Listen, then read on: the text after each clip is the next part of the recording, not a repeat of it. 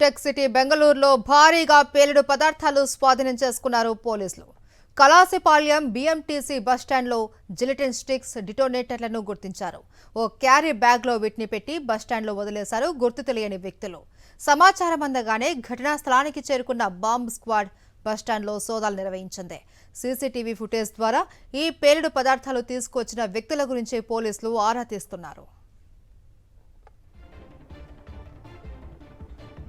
Tech city బెంగళూరులో భారీగా పేలుడు పదార్థాలు స్వాధీనం చేసుకున్నారు పోలీసులు.